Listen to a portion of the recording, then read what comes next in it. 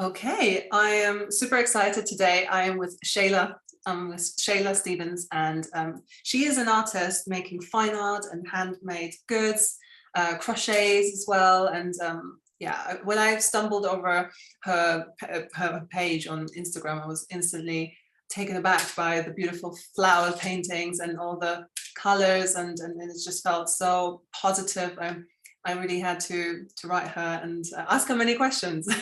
So we got in touch, and yeah, I'm really looking forward to this conversation. Sheyla, I'm excited that you're here. Thank you so much. You are based in Hawaii right now, yeah? Yes, yes, thank you. And yeah, so how about better you share with us like what you're doing at the moment in Hawaii, of how you got there as well, a little bit of background. Okay, absolutely. Hello, everyone. So I am a watercolor artist. I started actually kind of like out of desperation. I started painting out of like a big, deep depression. My husband is in the US military, he's a soldier, and we move around a lot. And I remember like around 2015, we had moved to Germany, and I went into an arts and crafts store and they had watercolor paints on sale. I always wanted to be an artist, but because of our lifestyle and we used to be constantly moving every 2 to 3 years, I had not had the chance to go to college. And I was so frustrated about that, but I was determined to find a way to do art. And so those paints were on sale, and I think I bought like 30 tubes. No kidding, it's too many. That's not, I don't recommend anyone to start with 30 tubes, but hey, you have to start somehow. So I brought the tubes home and I started kind of playing with the paints on my own, discovering, watching YouTube tutorials. And so that was back in 2015, and I haven't stopped since. And actually I my website and my business is called Art and Crochet because also out of frustration, I used to crochet a lot. I learned as a child, and I needed to do something creative. And so I went back to a craft that I had learned in my childhood years so that I would have some creative outlet and not be so miserable. um, and that's how I started crocheting, and then I started painting, and eventually I was actually like really good at both, good enough that people would pay for my stuff. And so that's how art and crochet came about. And I was like, I don't think I could ever decide between one or the other. So I think this capsulates what I do. Some days you're gonna see crocheted pieces from me, and some days you're gonna see watercolor paintings. And actually, I just recently, like 2 weeks ago, started dabbling in oil pastels, and I think I'm falling in love. So good thing that the name is art and crochet, because I don't think if I had done like watercolor and crochet, I would have been doomed. Yeah. So I left the door open for me to dab in anything having to do with art. Fantastic. No, that's good. I'm glad you did. Yeah, so really like what you're saying as well is that your art has been born through, yeah, periods of that were a little harder for you. Like Yes, you mentioned definitely, depression. absolutely. Yes, I was very depressed. I had anxiety, very difficult times. I think I had when we moved to Germany, I had been a mom. My son was like a year and a half old, and I don't know why, but I I often say this to my husband that we as women are told about the beauty and romanticism of parenting, at least in our culture, like Hispanic women. I'm Hispanic, I'm from Puerto Rico. And so we're taught to be very loving and caring, and to do everything like for the husbands and the children. Um, and that's really, really amazing. It's very beautiful. Not that I would not want to do that, but also there in the modern age, women are also being raised to be like achievers, to listen to themselves and to their dreams. And then I became a mom, and it was a struggle, like I wanted to be there for my children and in my house, but I also wanted to have a career.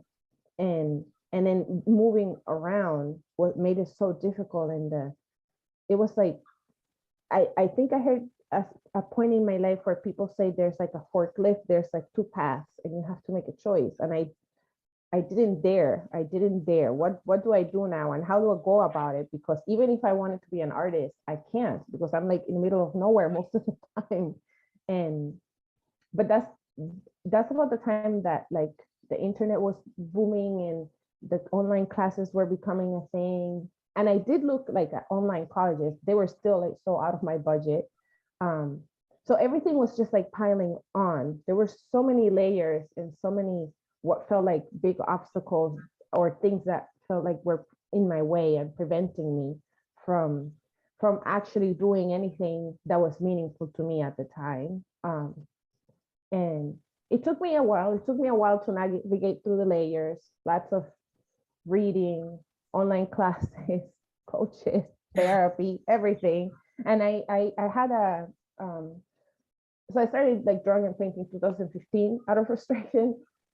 But in 2000, I think it was 2017, I had like a big meltdown from all the, like a mental breakdown from everything that I was dealing with that I didn't have the skills to deal with back then. And I think I was 27 years old. Yeah. And I was diagnosed with bipolar disorder.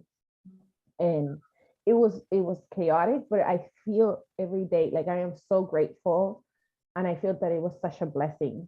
I my diagnosis to me, it's almost like when you discover that you're like an X-Men. And I know that's kind of like very romantic and like really strange, but it taught me how my mind works, and it taught me how I can harness either mania or depression depending on how I'm feeling, and to really channel it into something that's helpful and that is like in sync with myself in the moment that I'm at. You know, like when you're depressed, you're like low energy, and there's a lot of like negativity, a lot of like not wanting to be, a lot of hopelessness.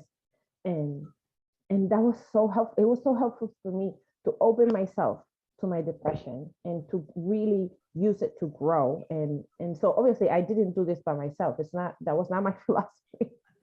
I actually, in the beginning, I was like, I've never even heard the word bipolar. I don't even know what that is. I don't even understand it. But I did, the world online. I did a lot of research. I went to Google and I typed like bipolar disorder or solutions, and things came up. There was a program in particular that I did called Bipolar in Order.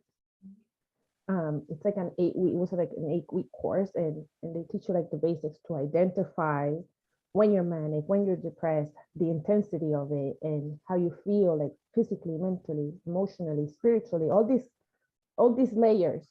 They were not, it's not like you can say, oh, I'm manic today, and that's it, like oversimplifying. It wasn't like that. It was like something very deep that you have to really sit down and ask yourself, who am I and who do I want to be on a daily basis, regardless of how I'm feeling.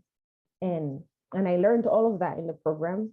And that's one of the things that actually helps me to say, well, regardless of how I feel, I want to be an artist, and I want to be an artist for the rest of my life. I cannot wait until I'm happy and joyful and feeling that I'm thriving. Like the depression sometimes doesn't go away for months. So what am I going to do? Like not paint for those many months, or like not do anything just because I don't feel it. So I kind of learned to separate, I feel horrible.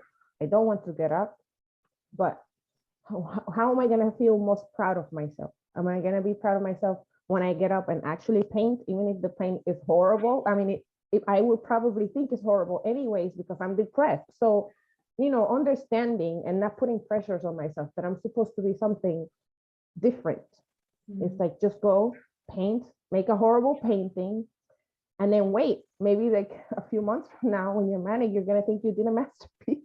Like you're even if you're not bipolar, I have heard of like regular artists that say all the time, paint it, walk away, come back with fresh eyes. Mm-hmm. Like come back later, it's okay. And so I kind of like applied that, but with the bipolar filters, like, paint it, it's gonna be awful, you're not gonna be happy, and that's part of the process. Just like accept what is, and then come back and maybe you will love it, maybe I have thrown away so many paints, so maybe you'll trash it. I mean, I don't know, but at least I did it. And so I felt comfortable now, even like many years later, felt comfortable calling myself an artist because now I know what being an artist means to me. I get up every day and I paint or I draw or I look something to do creative, and I'm an artist because I look for ways to express myself through my medium, regardless of what the medium is, and it's not because I sell my art. I don't think that that's what makes me an artist. And going through that journey and figuring out what it means to you and how you relate to it, regardless of your mental or emotional state or life situation, I have learned is what carries me forward. It's the thing, like, because I'm an artist, I keep making art, regardless of what's happening in the world, what's happening in my house. And of course that you cannot always do it, and you have to be okay in those moments when you cannot do it. Also accept, like, now is not the moment, like, let it go. I'm an artist and I know that I don't get to paint every day, and I just have to let it go. When it happens, it happens, and I enjoy it. I make the most of it. When it doesn't happen, I make the most of whatever else is happening, because it means it's not meant to be happening right now. I have to focus on the moment, whatever is happening right now. Yeah, wow, that's so beautiful. It's so powerful and so beautiful, everything you've just shared, and very inspiring as well, because I think, once you master being able to non-attach yourself to your feelings and your emotions that you experience, and still choose what you want to create, and you're able to do that, then you've got the key for for being able to create your life. And but also it's not easy, right? So it's like, no, it was definitely a journey. And so now I feel like I'm at the other end, where I have been through this journey. It was so long ago. I was 27 at the time when I was diagnosed, and I'm 27, no, maybe 28 or 29, something. I forget the dates. I am terrible. I would have to look them up and look at the calendar. But I was like in my late 20s when I was diagnosed with bipolar disorder. And a year later, almost a year later after my diagnosis, I found the online program where I learned to identify, and then I had to practice. I learned the concept. You take a course, it's just like painting. They tell you all this information, but you really don't know how to paint until you start putting your brush onto the paper. So it was the same thing with my disorder. I didn't understand exactly what mania or depression meant until I started, like, introspecting, looking at myself, kind of like journaling, asking myself every question: how do I feel physically, mentally, emotionally, for like a whole 2-3 years, doing this almost daily, because honestly, I was not perfect at it. But really putting the effort to pay attention. That's all it took. Putting the effort to pay attention to myself, where I was at, and how I was responding in certain situations. It gave me so much information about myself. And so here we are. Now I'm 35 years old. It has been so many years that I practiced that, and that I decided, okay, this is who I am at. I want to be at my core, the person that when I wake up every day, I am proud of myself, because I want to be that. And if that's the person that I'm upholding myself to be, every decision has to be in alignment. Like, I have to behave according to that, because this is my ideal me. And I'm on the other end, but there were many days that I had to actually learn about letting go and forgiveness, because so many days I did not live up to my ideal. And that's like a whole nother journey in itself.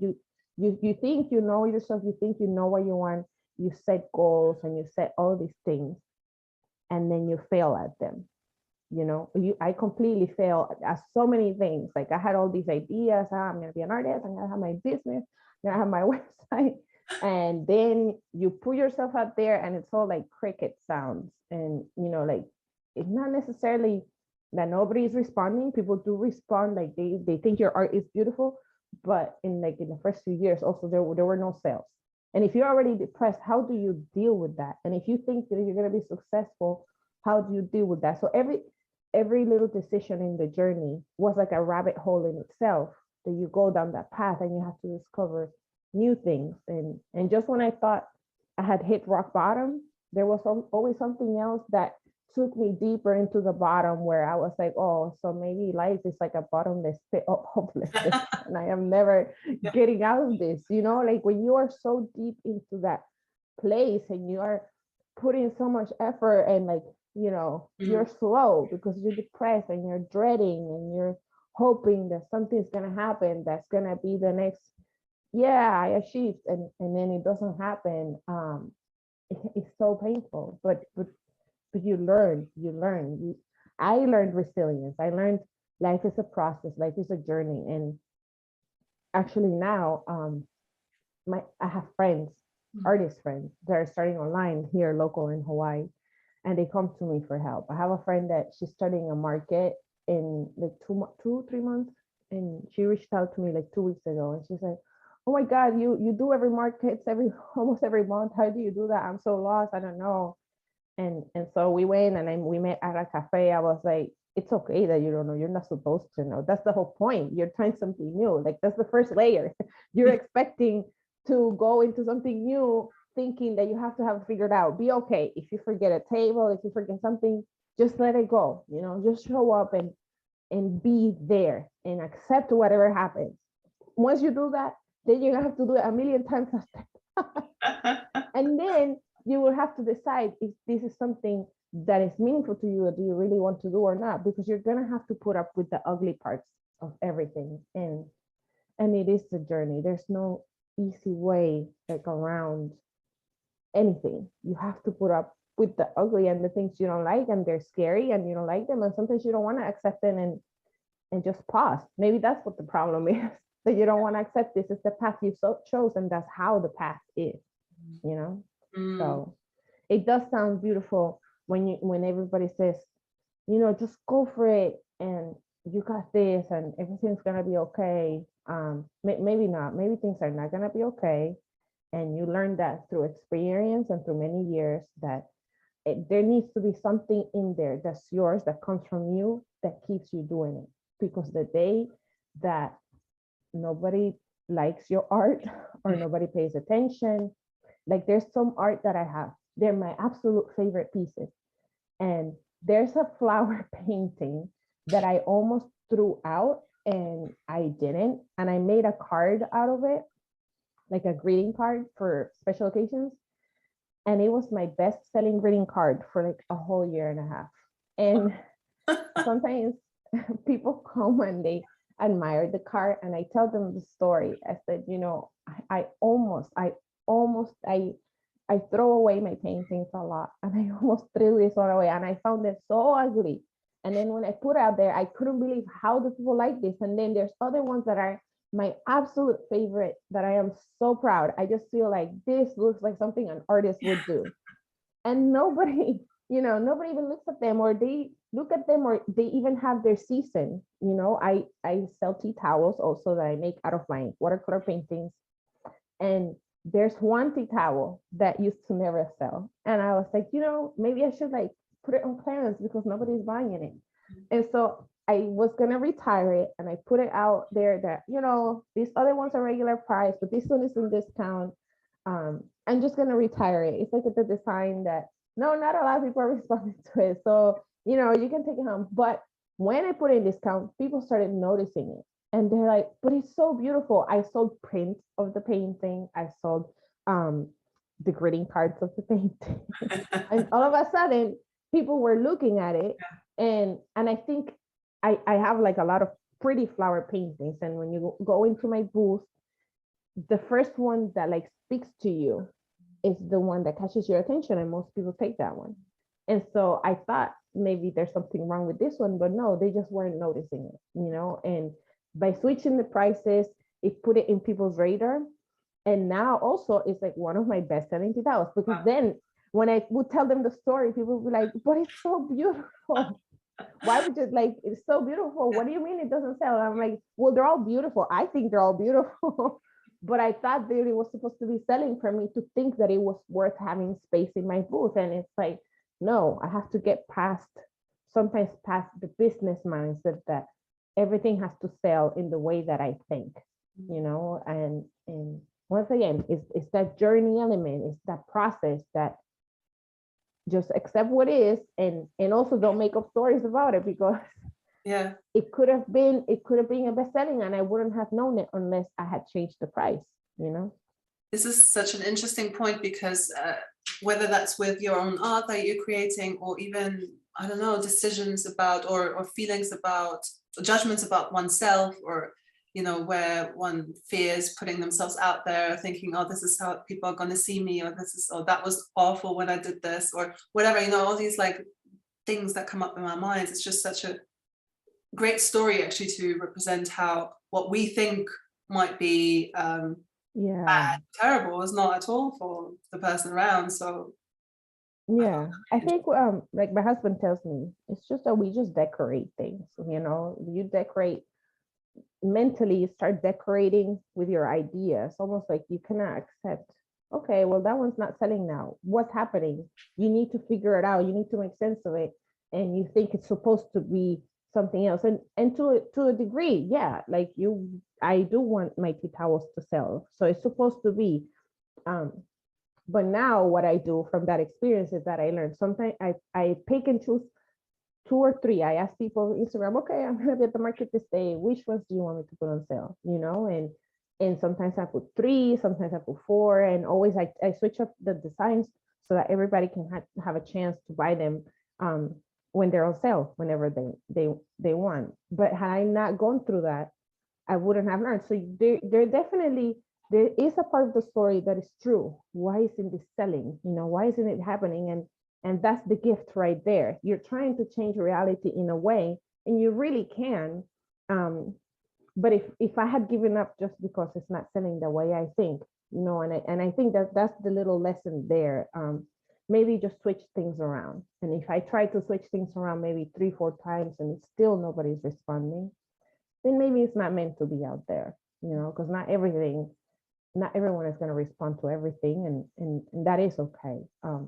But decorating it, you know, the decorating of the story would totally interfere. It's not necessarily that I'm a horrible artist or that people don't like my stuff or that they don't like that tea towel.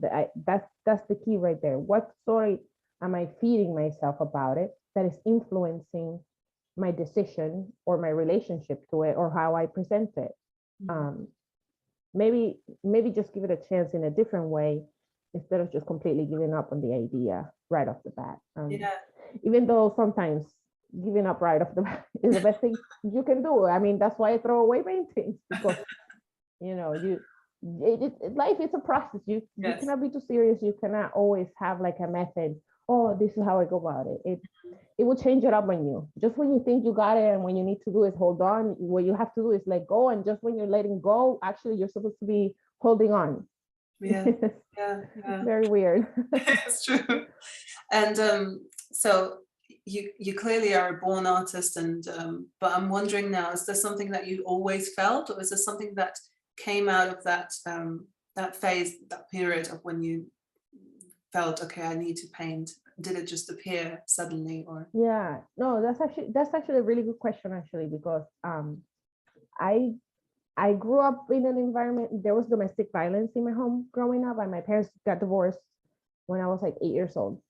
I didn't really have like a nurturing background in terms of somebody paying attention, knowing that I liked painting or that I had an inclination or that I was always like going to that.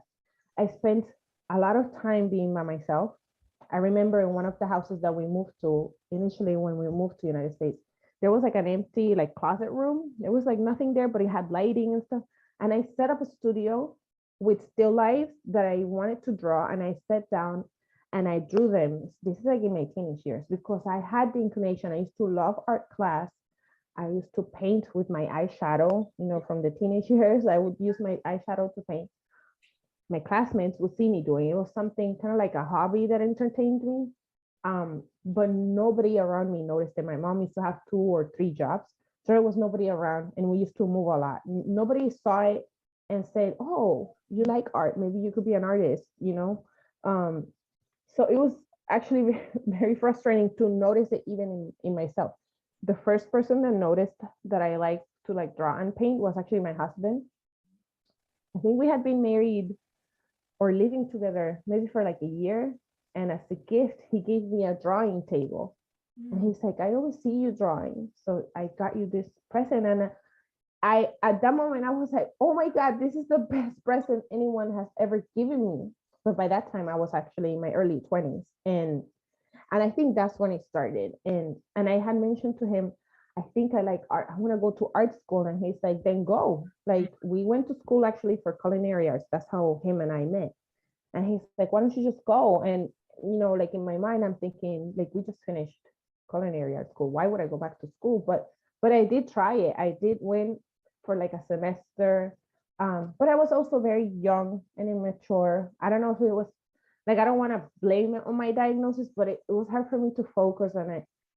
I would always like find something wrong. Like I felt like the teacher wasn't teaching me right. And one time I was given materials, I was given the wrong red color in the school library, not the school, like in the school bookstore, they didn't have all the colors. And so then I went to the class, I did my assignment, and I had like less points because it wasn't the right red. And I'm like, but this is what the bookstore gave me. And so there were these minor frustrations that because I didn't have like a solid base to overcome obstacles yet, they would weigh down on me. And I couldn't get past the obstacles and mistakes.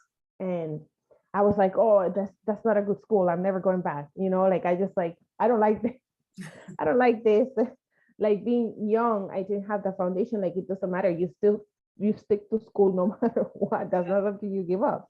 But I didn't have the maturity back then to follow through with it. And so we just kept moving. And eventually my husband joined the military. The seed was there. I knew it was an interest, sort of like a hobby. And I also for a long time thought I have to go to college, because if I go to college, I will be successful at this. And that wasn't the case at all. You know, I learned like a successful painting comes from many years of trial and error. And it's only successful to me because I'm happy with what came out. But from my failed flower experiment that I hated, I learned like a painting can be successful in other ways, not just on what I expected. And so that's like the part where life teaches me more about art than me going to any school, you know. But I did have the feelings and the inclination, but it was not something that I knew that I needed to do. It was more like through the path of life itself. It sort of like kept popping up that I like to draw and paint, and I was actually very creative, very good with color. That's one thing I can tell you. Whenever like at work, they would have like door decorating contests for Halloween, I would always like engage, and my designs would win like first place every year if I did it. So I was confident. I knew that there was something there for me. But it wasn't like, oh yeah, I always knew I wanted to be an artist. No, I really put effort after I had children, that I found myself in such a deep, sad place.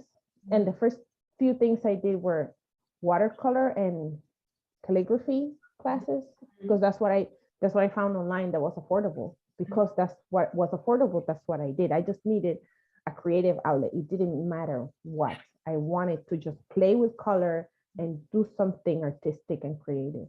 Yeah.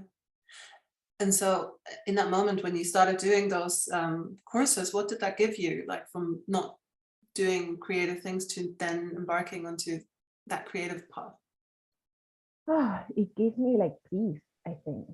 There's sometimes I see something and there's the need to capture, and I didn't understand that process maybe even 2 years ago. I couldn't even explain it, but now I know there's an element of expression for me. I need to capture and express something that I find beautiful or breathtaking. Like right now, I am into clouds in the sky. The colors of like sunrise and sunset. It's something that I see it and it moves me. I feel joy and admiration for what I'm seeing, and I need to somehow capture. And initially what happens, there's a lot of frustration because I don't know how to capture that.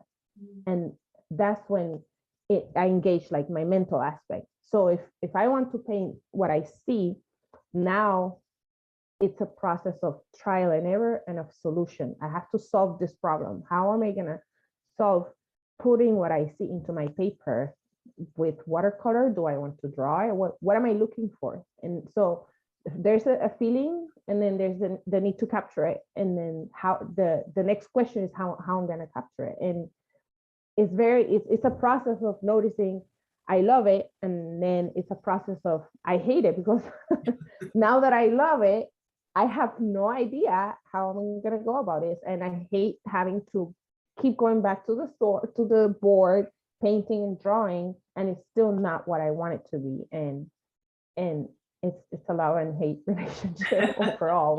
But I do feel once the piece comes through in a way that's satisfying to me, I feel like a sense of peace. Or even sometimes I don't judge it right away, and I have to like walk away and come back, because I know I'm in a bad mood anyways, and I am not gonna love it no matter how much I work at it. So I just draw and paint, and I let it be. And in that moment, I just feel a sense of accomplishment. There's the sense of like, almost like when you go for a run and you're running for like an hour or for like a walk, and then by the end of it, it's a calming feeling. It's just like this deep peace and calm of satisfaction that something just came through me. It just happened, and I think that sensation is what keeps me at it. Even though I don't get it often. It's not something like, again, I guess because of my training with my condition, my mental condition, you cannot get attached to the feeling. So even though there's a sense of peace and satisfaction sometimes, also a lot of times there's a sense of like disgust, like what is this horrible mess that I just made, and it doesn't always necessarily feel satisfying. But I know mentally I've trained myself, I'm proud of myself because I sat down and I didn't like it. I do get lost in the process. I do get lost trying to render something. I get lost in each brush stroke, or playing with color, trying to find the right color, or playing with technique. So it's engaging, it's engaging. It's almost like a distraction from other things. Yeah. And I think maybe that's why I just keep at it. So. Yeah, it brings peace to the mind as well, right? Because in some state there is sometimes this flow state, I guess. Is that what you might be experiencing in that moment when you get lost in color mixing or brush strokes, and it's like a meditation in some way, no? Yeah, sort of. Yeah, like when you're engaged, you're actively, you cannot like judge something at the same time that you're trying to paint it, because it's like, you do have to use your rational mind and reason whether or not, make a decision whether or not you're going to use this color or not. So there's a little bit of like judging there. You have to judge, is this the right color or not? But yeah, sometimes in the middle of it, you're just engaged. So in that moment, there's silence. Nothing else matters. Even sometimes when my kids talk, they're like, mom, because you are so focused and engaged, and I do lose track of time. I am so glad for smartphones. This thing, I can set up like 4 or 5 alarms in my phone. I have an alarm so that I can call my kids to come home, because I have been known for like forgetting to call the kids. And then when I called them, I realized like, oh my God, the sun is going down. I have to make dinner, but I'm like an hour and a half late for dinner. So I set up the alarm. So every day there's a reminder that I have to call my kids home. And I have learned, like, don't start painting right when it's like right before dinner, because you might get too excited and you will be frustrated to stop. But sometimes I do anyways, and the alarm helps me. The alarm helps me. There's an element of like letting go of distractions, being absorbed in the moment by the activity, and that, even though when you have like depression, there's a lot of like negative self-talk and chatter, for that moment at least, it's not there. Even if it's just sometimes I have coloring sheets where I don't want to draw or paint because I don't want to deal with my mind in the moment. And that's that part about knowing yourself and knowing the difference between today is a day for painting or today is a day where I should not attempt drawing because I am not in the mood, and I have to be okay with that. So, but I have coloring sheets by other artists. Coloring sheets. Tell me more about what that is for you. By other artists. It's just like Coloring. coloring books by Yeah, children. yeah. But I buy, like, for adults from other artists. I buy them and I sit and I sometimes paint with watercolor, sometimes with crayon. Yeah. It's a good chance to test watercolors and do something related to art that's different than me actively making a painting. Yeah. Like when I'm coloring, I don't have to think about the form or the shape. It's already beautiful. It's already a beautiful drawing. And maybe the colors that I pick are going to be horrible. But if I do like research ahead of time and I pick a color palette that I'm happy with, then there's a better chance that it's going to turn out good and I'm going to feel good about it in the end. So that one is more therapeutic. Yeah. Because I know for sure it will make me feel good without much of my own struggle of making something perfect and the way I want it to be. Yeah, and we definitely have those days. So it's really, really good. You've got the tool there to still be creative and still, you know, have that peace of mind, and at the same time not have to be confronted with our minds in that moment. So yeah, it's like you're not good enough at this. It's like I don't need to know that. I already know I'm not good at it. I don't want to face that today. I really don't want to have to face that today. So let me just go the safe route with something. And that helps. That helps. Yeah. Wow. Yeah, I find like you have a very positive mindset, and it feels like really refreshing. Like this journey has really brought you to just blossom within you. And obviously, life is still a journey. But like, from what do you think? What has changed for you since you've started art? Obviously, you've shared already a lot about this, but I guess the precision. I think the method of engaging with life, for sure. I think that sometimes when there were difficult times in the past, I didn't know that there is light at the end of the tunnel. Even if the light is not the way I expect. Like sometimes I want the light to be like a very obvious shimmer of warming light, you know, and I want it to be in a specific way. But I've learned, you know, you just keep walking, and sometimes there's pockets of light along the tunnel, and that's enough. Because when you just see a little bit of light, it kind of illuminates the path so that you can see and choose, do I go left or do I go right, you know? And it's not always going to be this big aha moment, but the pockets of light keep you going. And I learned that through the process itself of having to deal with myself, you know, when I was diagnosed with bipolar disorder, and there's like this whole background behind that. You know, I was raised in a home where there was domestic violence. My mom was a single mom. There was a lot of neglect, not like on purpose. It's my mom and we're in a great place now, but I did have to overcome like a lot of trauma and a lot of misunderstandings about life, because I had a rough upbringing, and when you're a child, there's a lot of things that happen you don't understand.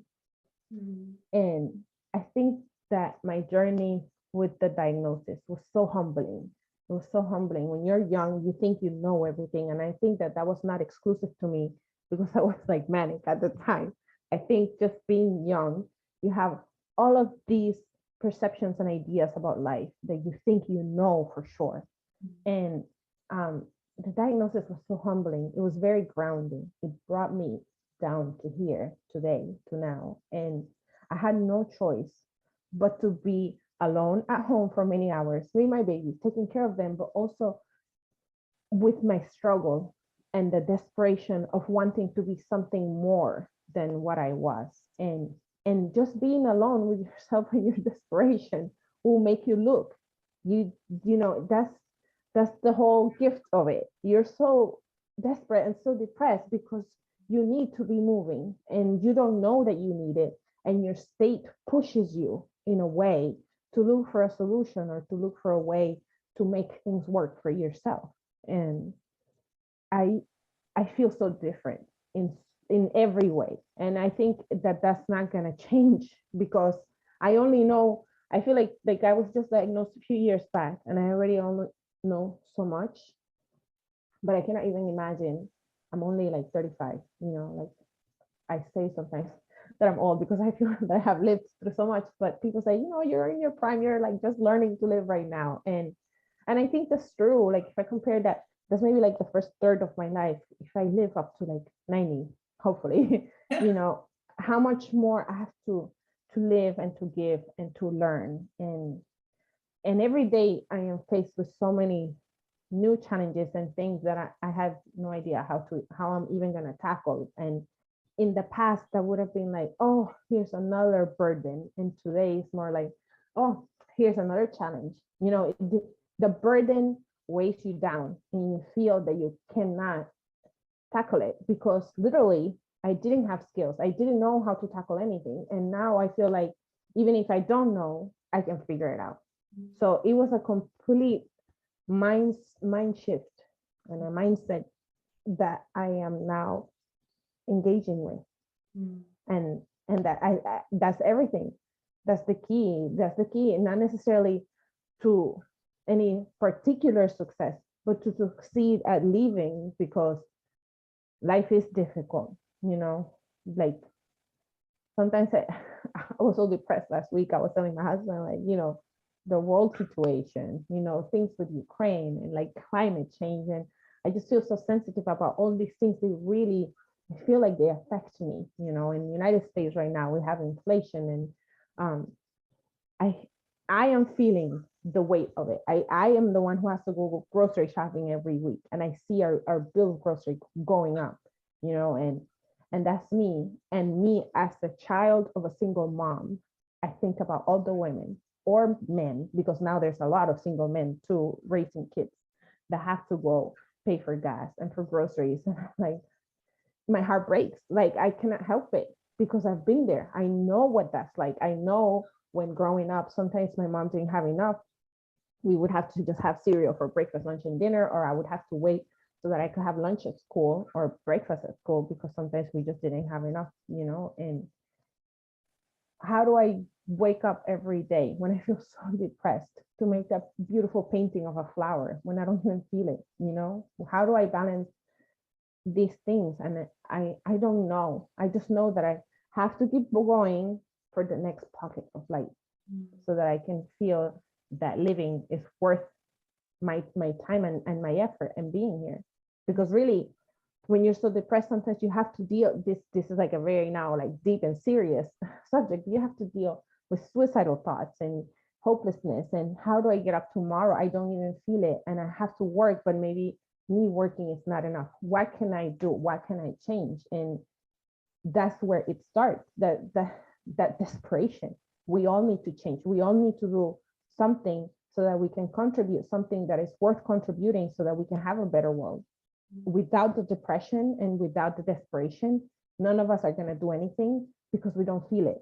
None of us are going to try to create a better world unless we want it. And I cannot, I think there's the only way is to be optimistic about it. There needs to be some hope in there that tomorrow I'm going to get up and what I do tomorrow is going to add to what I do the next day, and to like, it's going to be like a cumulative effect that eventually is going to amass to something. All the people that ever did something, they didn't do it just for one day.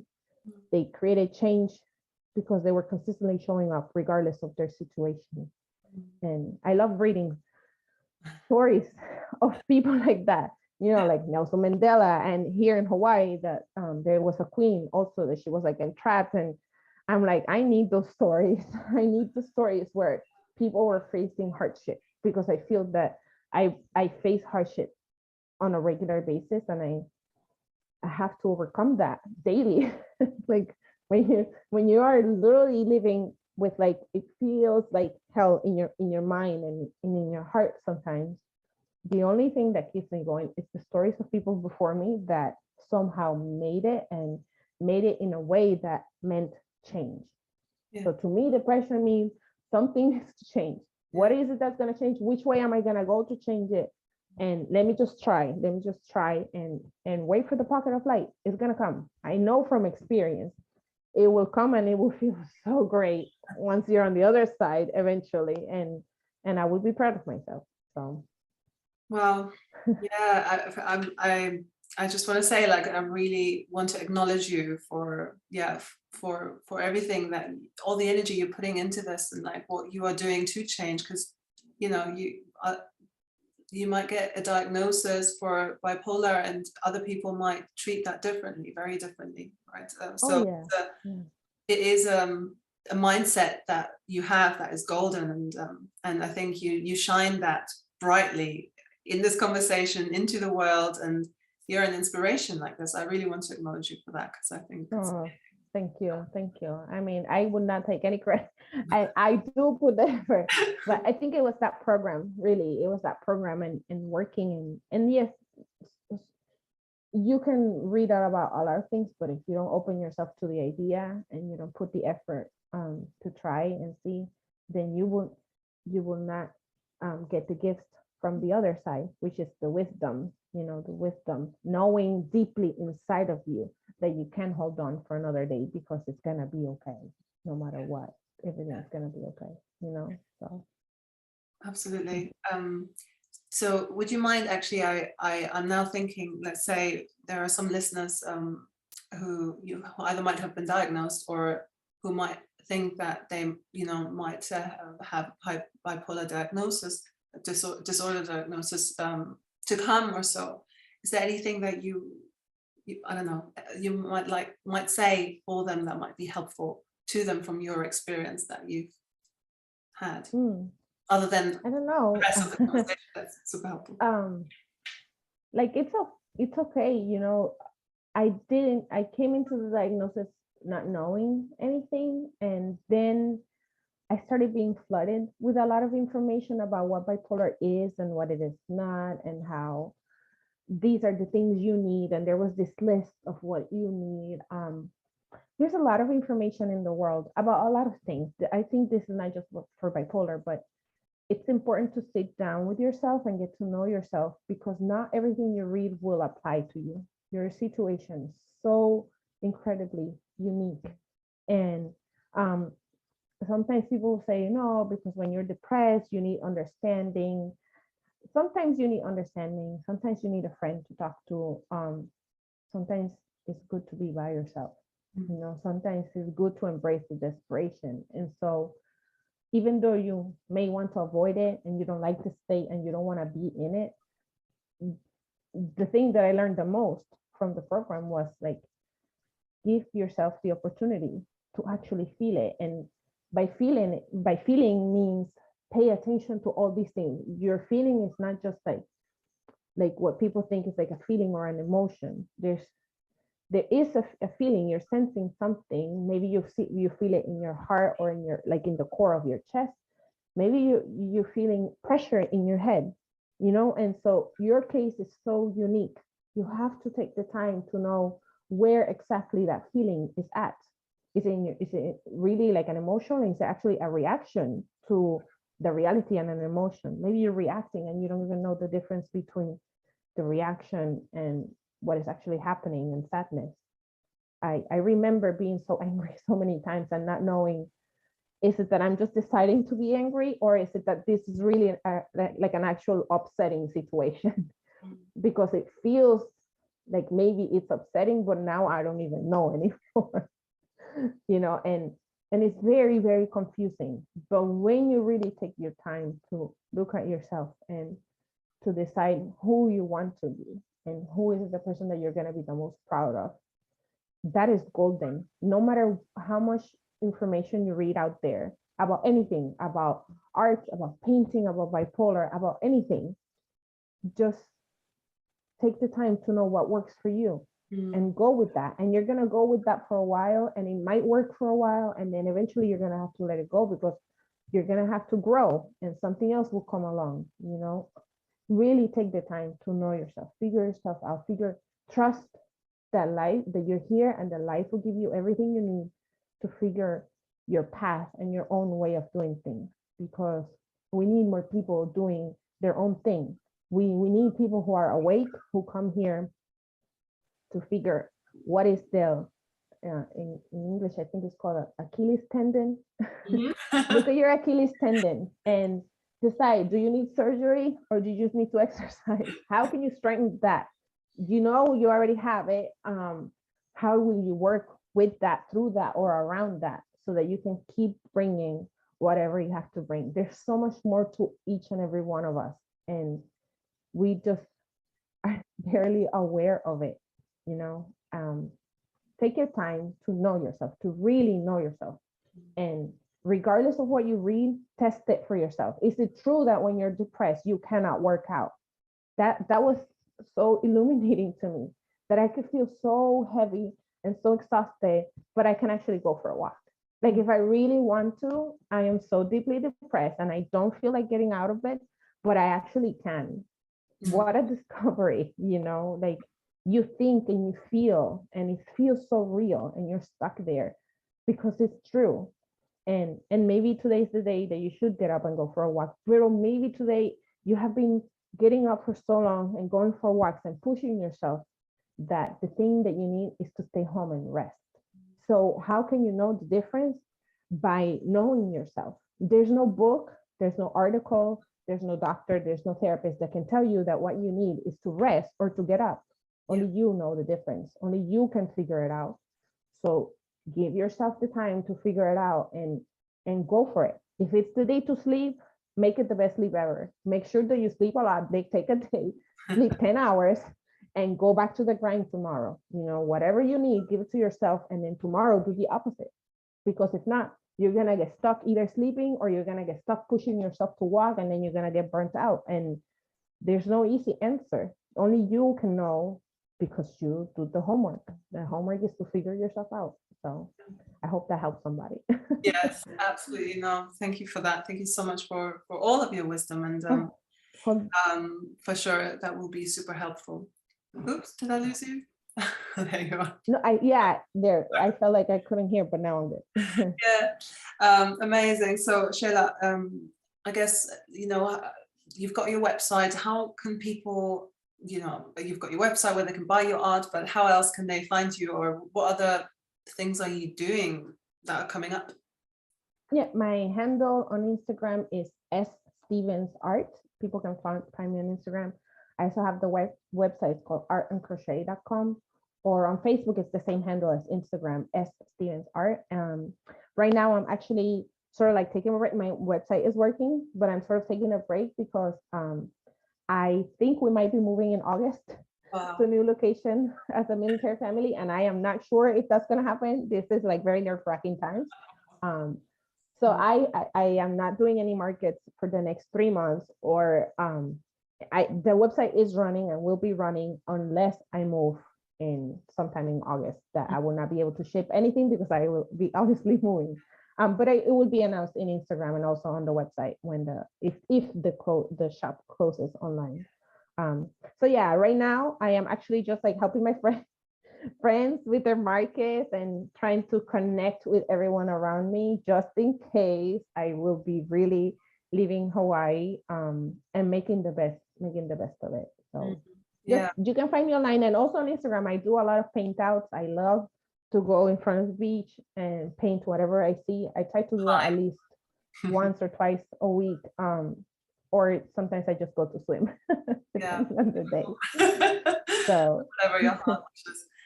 Amazing. Yeah, now all the links are below this podcast, so you can, you know, find all the links there for Sheyla and her art. And yeah, Sheyla, thank you so much for coming on the show today. I really enjoyed it, and yeah, thank you. No, thank you for having me. It was so wonderful talking to you. Thank you. Likewise. Okay, so I'll close that now.